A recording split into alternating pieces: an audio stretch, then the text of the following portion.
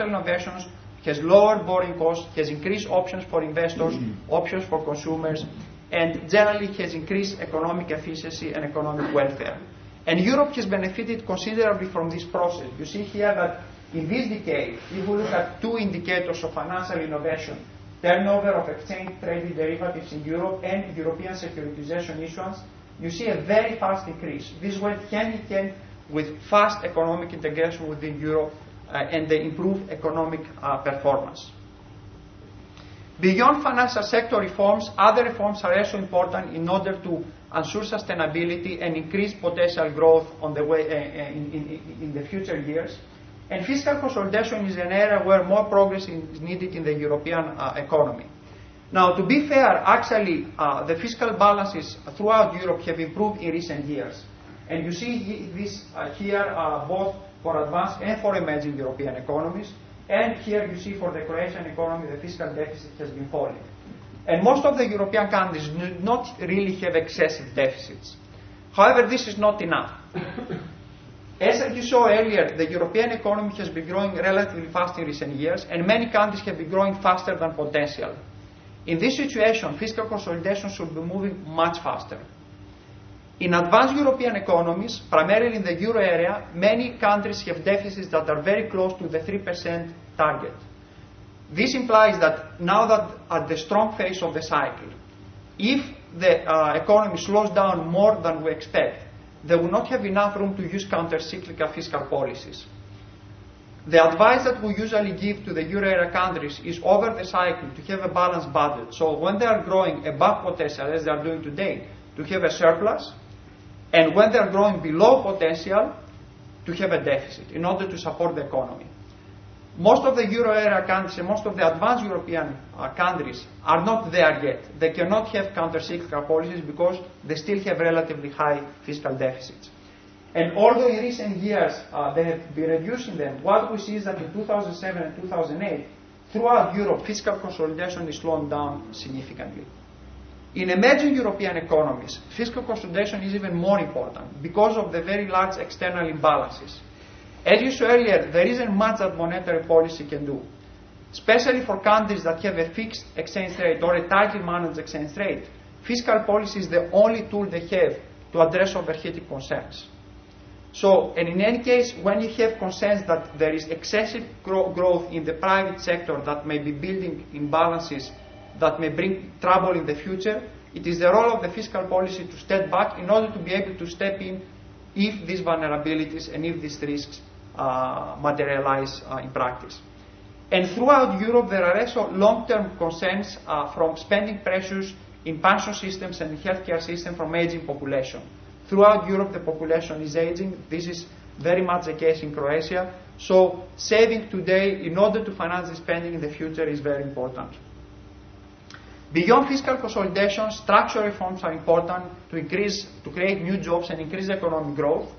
And this is an area where Europe has actually achieved some progress in recent years. Many advanced European economies have liberalized temporary employment and fixed contracts. They have liberalized the use of overtime. And indeed, you see that unemployment rates have started falling throughout Europe, in advanced and emerging European economies, including in Croatia, a considerable drop in unemployment rates. And employment rates, labor force participation rates have been increasing more recently. Still, however, there is no room for complacency, because if you are to compare labor market conditions in Europe with other similar economies, you see that Europe still has very high unemployment rate. In some countries, emerging economies, very large shares of grey economy. Therefore, this is an area where more progress is needed. And in addition to the benefits for economic growth, it will also help address spending concerns from aging populations. Beyond labor market reforms, other structural reforms are extremely important. And here we look at one of the many indicators out there that measure progress in these reforms, the so-called Economic Freedom Index. The latest available is in 2005. And this table shows the ranking of each European country compared to the rest of the world. Croatia is 82nd here.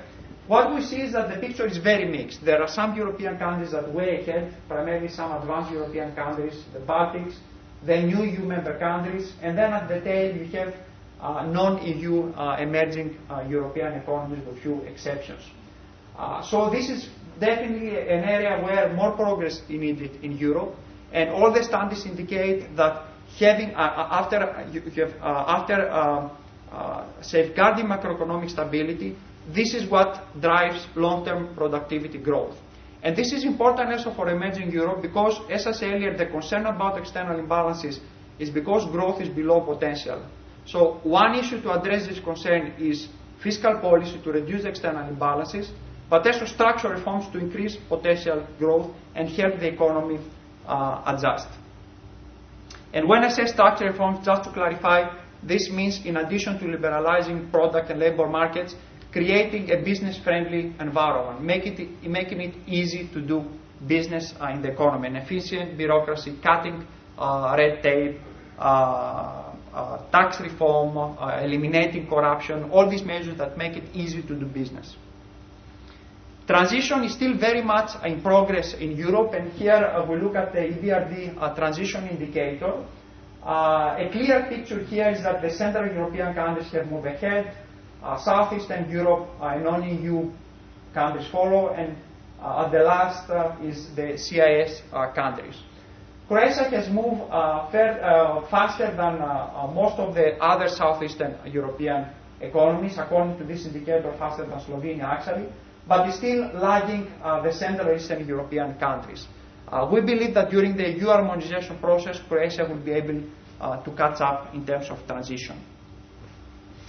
And East Asia has actually progressed faster in structural reforms than emerging European economies. And according to our analysis, this is to a large extent what explains the growth difference between the two. Emerging Asia has been growing faster than emerging Europe and is set to continue doing so in the future years. Now, summarizing the outlook part of the presentation, we expect a moderate slowing with risks ahead. These risks have actually increased since we wrote the report because of the financial market turbulence, because of oil prices, and because of the euro.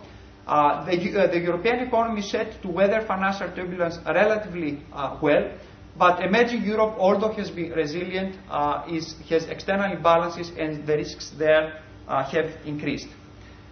Europe needs stronger financial system, and definitely there are lessons to be learned from the financial crisis that need to be addressed. Financial innovation needs to continue, but risk management regulation has to keep up, and emerging Europe has to manage effectively the very rapid financial deepening. But the big picture at the end of the day is that reforms are what are driving long-term economic growth. Fiscal policy should think about tomorrow, and structural reforms should progress to improve competitiveness and increase productivity. And using two country examples that are very illustrative to this point, first, if we look at Ireland, here we see the cover of the magazine Economist back in 1988, which actually called Ireland the poorest of the rich.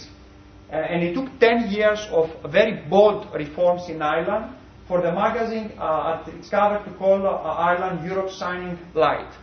And you see here the relative GDP per capita of Ireland compared to advanced European economies. It was diverging in the early 90s, very low levels, and since the mid-90s it exploded basically. Very fast economic convergence driven by bold step in structural reforms. Portugal gives the counter example, and we have a box in the report analyzing the lessons from Portugal for emerging Europe. Portugal during the 90s went through a credit expansion, very fast credit growth, high levels of external debt, strong domestic demand and consumption, and this was not followed by structural reforms that will increase the productivity and allow the economy to grow out of it. The result was that this process was obviously not sustainable. You cannot just keep borrowing forever, and came to an end. More recently, domestic demand collapsed, people had to repay the loans they were taking, and the result was divergence. The productivity increase that happened in Ireland did not happen here because there were no structural reforms to support economic convergence. Now, what does all this mean for Croatia?